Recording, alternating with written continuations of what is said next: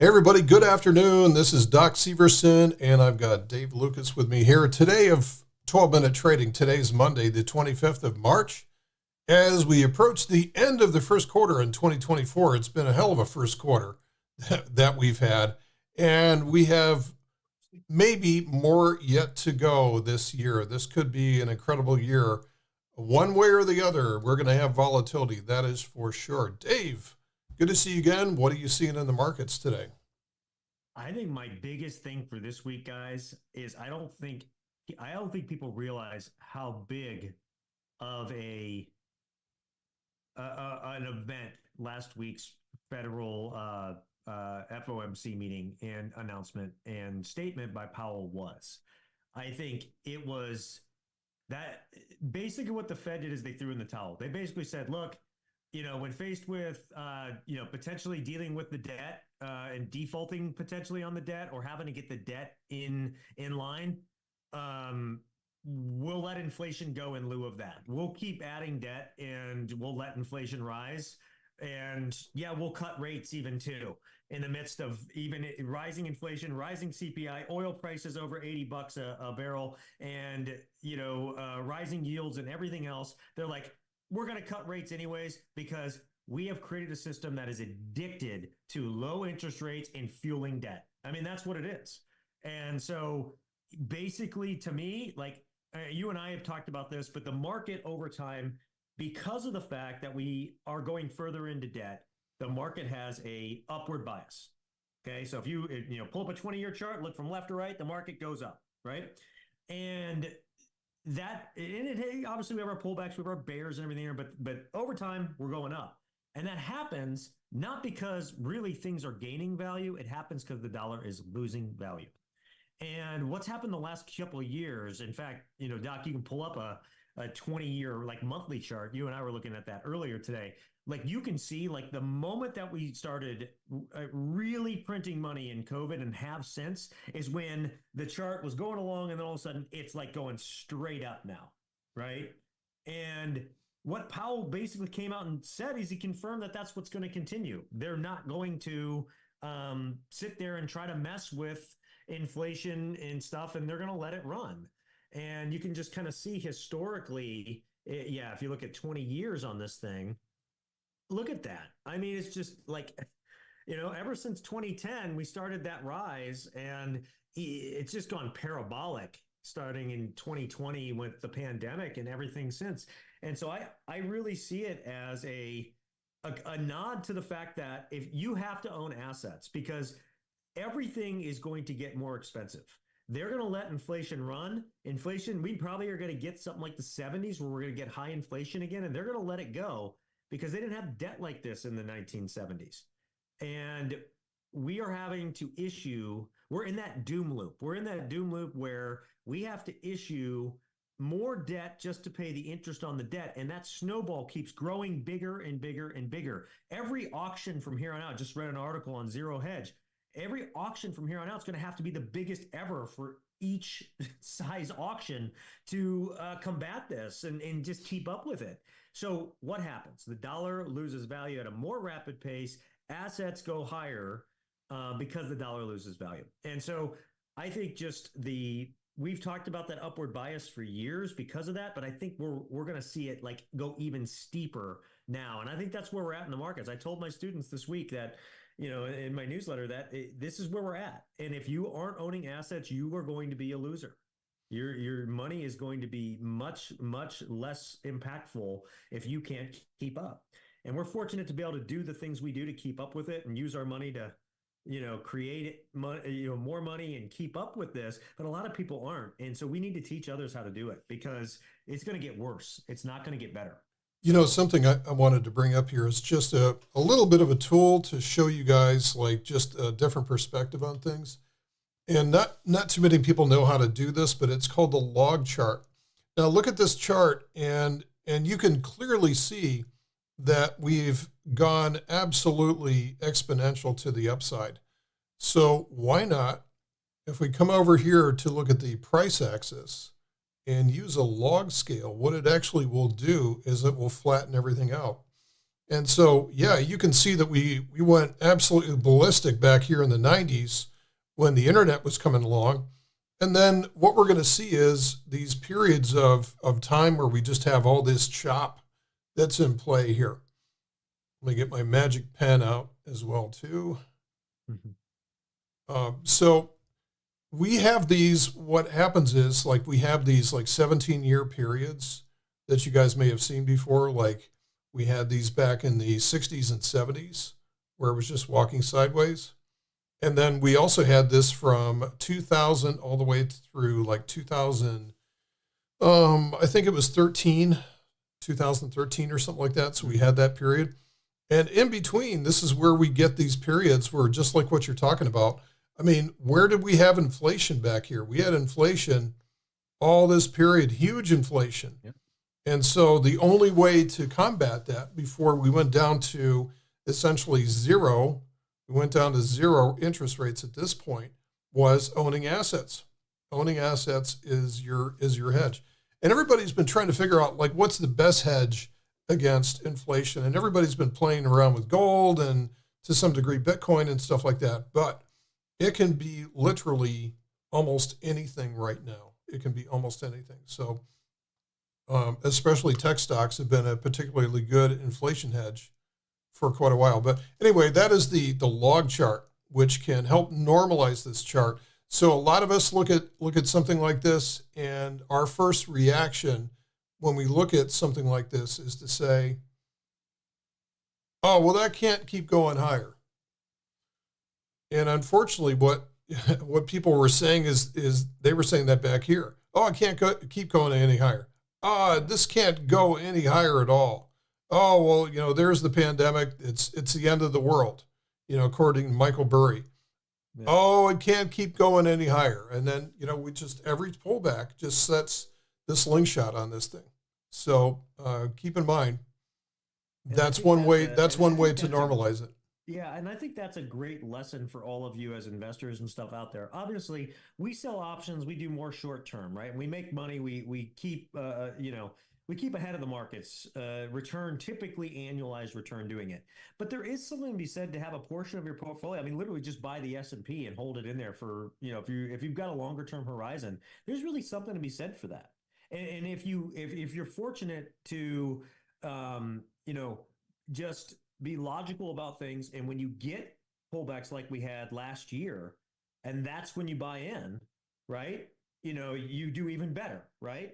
But you can just average in over time and you're going to be, if you got a longer term horizon, you're going to be like doing really like my daughter is 12 years old or about to be 12 years old. Buying her the S&P 500 now is putting 10,000 in that and just letting it go for the next 20, 30 years for her. She probably will not, she'll be in great shape, because it's just going to increase. So there is something to be said for that as a portion of your portfolio, just from just a more just longer term thinking and horizon. But or Bitcoin as well, too. Bitcoin as well. I agree with that. And that's Bitcoin, Bitcoin's biggest thing is it's finite. And that's what, when you have a scarce resource and that it has only a limited amount, that's going to happen over time.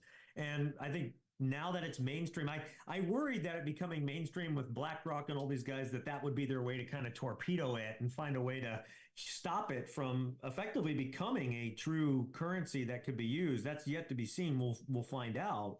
But I think there is, there's something to be said about, Bitcoin as that other type of solution too. And, I'm seeing now even, I think I saw Mark Tepper the other day on, I think it was on Mornings with Maria. And I know, Mark, I know Mark actually, I've had him on my podcast. He lives here in Cleveland and I've spent time with him and he's now telling clients, I think 8 to 10% of their holdings in Bitcoin, which is a big change for him, traditionally.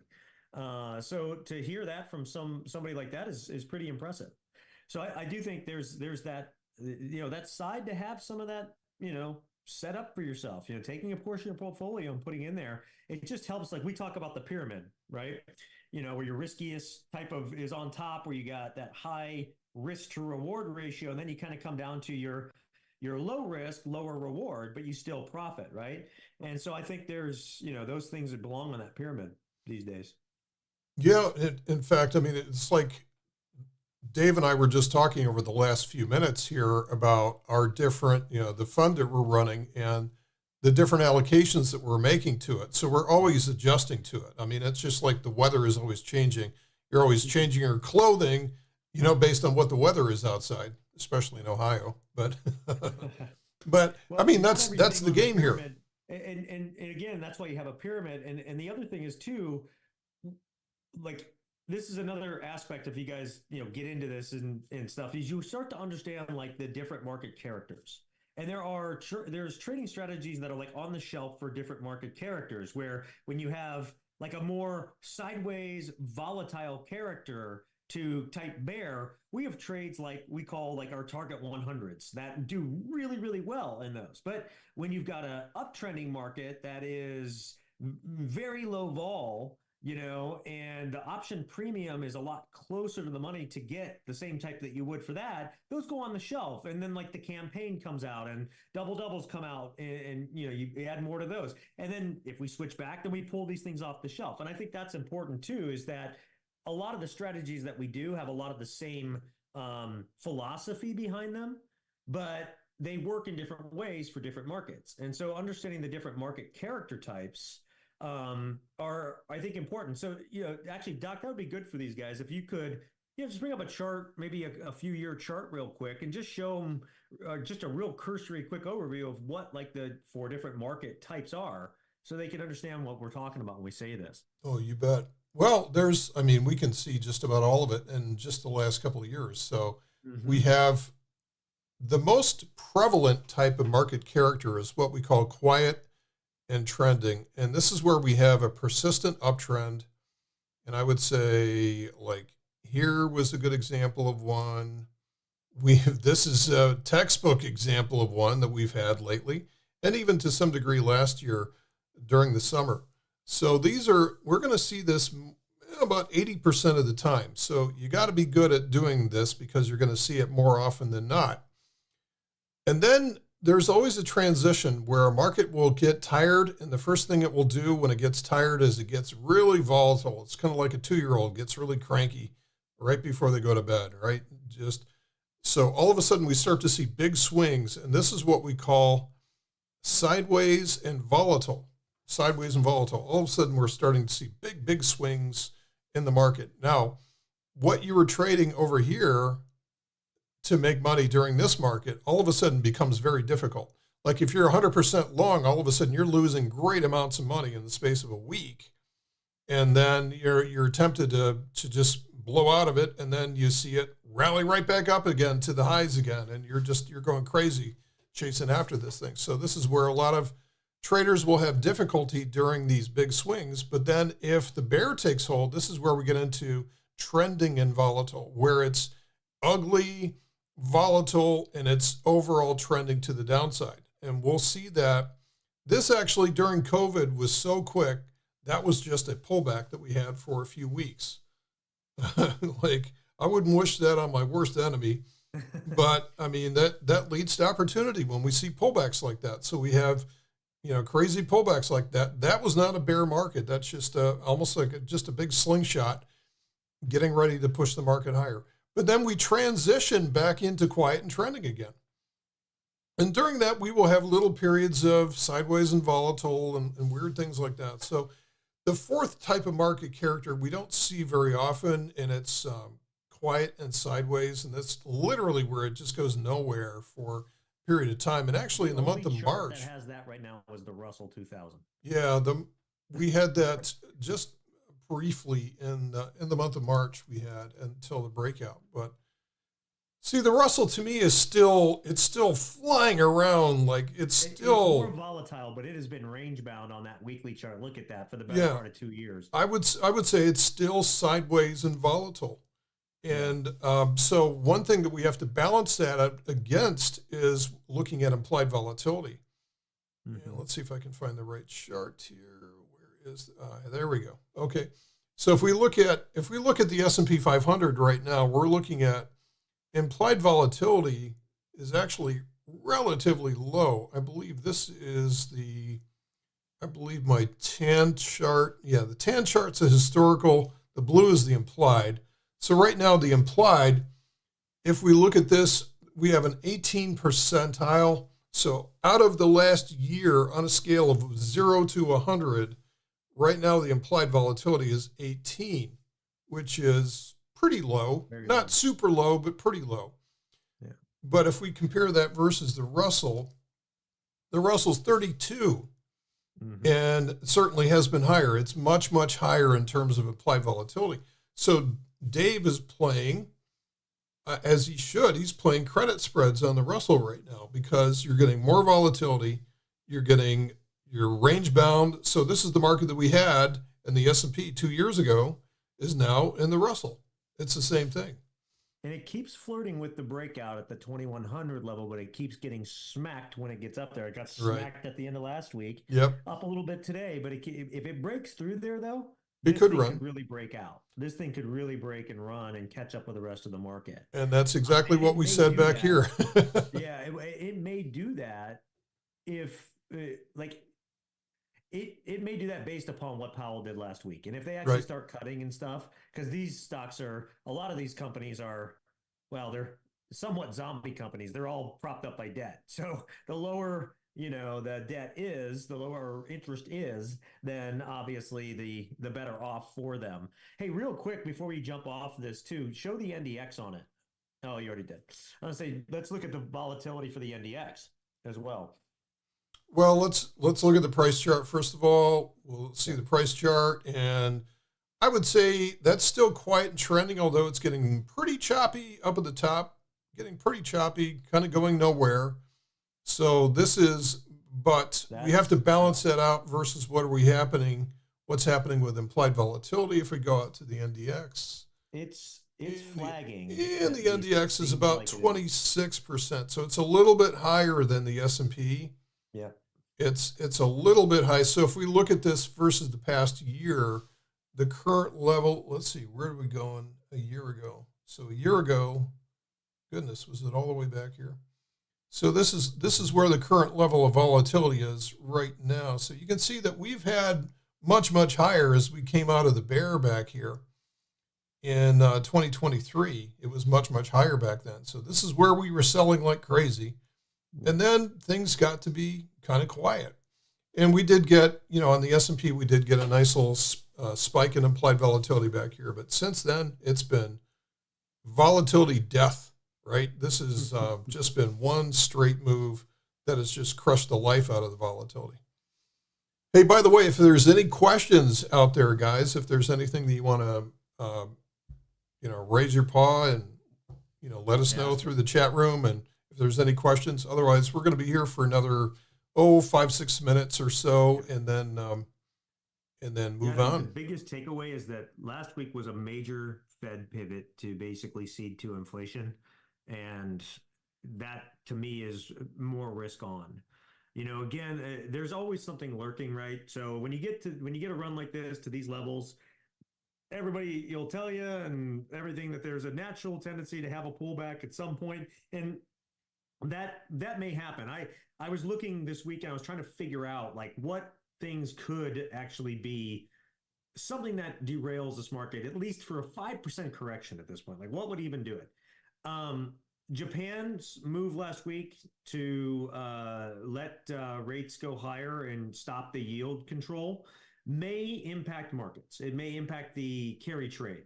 And the reason being is what was happening for years, guys, is that Japan was like negative interest rates. And so what was happening is investors were borrowing from Japan at negative, and they were turning around and going investing in US bonds that had a positive, and they were arbitraging and keeping the difference, right? That's called the carry trade. And so now if Japan lets rates start to go up and they start to go up on their own because they're not keeping them artificially suppressed at negative, do investors in Japan start to bring money home or not invest in as many U.S. bonds as they were before and U.S. treasuries as they were before? Remember, Japan's the largest holder of U.S. debt. So it's yet to be seen. I mean, who knows? This is a 20-plus year experiment by Japan that they just abruptly stopped last week. So we have no clue what's going to happen yet. We've had problems with it before, right? Where it did derail the markets, and there was Doc likes to talk about the big carry trade blow up, but that was short lived, I think, as well too. What was that? 2016, something like that. Carry trade was 2007. Or sorry, 2007. Yeah. SocGen was 2016, I think, or something like that. But SocGen anyways, was the point is 2008. that it's happened before where it's caused an impact, right? So there is maybe that lurking. We'll have to see. The next thing that I think could be a big thing for the markets is if China really gets going on Taiwan. If there really is an issue there, Taiwan being the place where all the chips are made for most things in the world and just such a big manufacturer, that's going to derail markets. That could give an issue. And I think, if China's going to do it, I think they're probably likely to do it sooner rather than later. I don't know if they'd wait through to the election to see if a new president comes in versus the current one. I think they want to do it under the current one. The last thing is the true black swan, something that just comes out of nowhere that just nobody could plan for, right? And at hindsight's always 2020. Everybody saw it right after it happens, but there's just always something lurking. But what's the quote? More money has been lost waiting for bear markets or trying to more money's been lost anticipating a bear market than has ever been lost in a bear market. Exactly. And so for me, it's just right now, this is the trend. And you look at that SPX daily chart, that moving average on the Bollinger Bands we've talked about the last couple of weeks in a row continues to hold as the support. And so, I mean, until that really breaks in earnest, I think we continue this trend. We break out, go sideways to down a little bit, that moving average, break out, sideways down a little bit, moving average, and keep going. And election years are always positive years. And we are squarely into this one now with a Fed that seems very accommodative. So I would not be surprised to see S&P, this might be crazy, 6,000 this year. I wouldn't be surprised to see that. No, that's what we said 6,100 on the cup with handle. Yeah. So, just like I remember doing this back in 2012. I was on a webinar and I was like, well, and then they said, well, Doc, what do you see in the charts right now? And I said, well, I don't think this right now. This feels really stupid, but because it was really super bearish at the end of 2012, if you remember, it was all the the fiscal cliff and the some Armageddon, this and that, and we don't have that. We just signed a bill for 1.2 trillion for 6 Oh months. yeah, just write a check. Yeah, just Daddy signed this check. So it was like at the end of 2012, and I was seeing this inverted head and shoulders. And I'm like, well, there's an inverted head and shoulders with a measured move up here, but take it or leave it. And of course, it worked out perfectly. It's like when everybody sees the same thing, usually the opposite occurs. So, well, and I had somebody point out to me too, like, hey, the energy's getting pretty low on like the monthly chart, right, which is the largest time frame. But I've seen that monthly chart continue to go higher in exhaustion for an entire year before anything really happened. Like 2016 was a good example of that. It's a very poor timing signal. Yeah. So because it's so big and happens over so many months at a time, it, once it gets into exhaustion means you're months away from it starting to correct back the other way. So to me, this year, again, it would have to be something really, really massive, that is just like globally altering, that comes in as a black swan that really derails this market to take it to be like down for the year or lower. The natural bias is the natural bias. Spaceship lands in Central Park. Oh crap! Maybe I'll be bullish. Yeah, who's in charge here? Sell first, ask questions later. When in doubt, palms out, sell. So all right. But yeah. So I think that's where we're at, guys. And I think we just need to the upward bias is going to continue. We're printing more than ever. We are spending more than ever. We're doing 2 trillion plus deficits in a time of peace. Not even war or recession. And God, imagine what happens if we go into a recession. Print 4 trillion. It'll be like COVID all over again. And it'll just fuel this thing even more. Yep. So I think we're in that doom loop. I just think we're at that point. There's no No going back. Like the only way we go back is like if we actually had a Congress and like presidency and government that was like, we take in 4.5 to 5 trillion a year. We're going to spend 3 and we're going to use 2 of it to start paying down the debt every year for the next 10 years, right? Like that's gonna happen, right? So maybe maybe I'm just cynical and jaded today because I've seen this happen throughout history and it really sucks in the end. But we're on that path and we're way to hell down. Yeah, At this point. but you consumers, don't you dare go into insolvency because you'll be destroyed. So Yeah, the quote of the weekend was from a trader. I pulled it. What was it? His name is Ross Hendricks. Powell presser takeaway. We're giving up on the inflation fight in QT because there's an election to win and 2+ trillion of perpetual budget deficits to finance. If you don't own assets, you lose. Sorry, poors.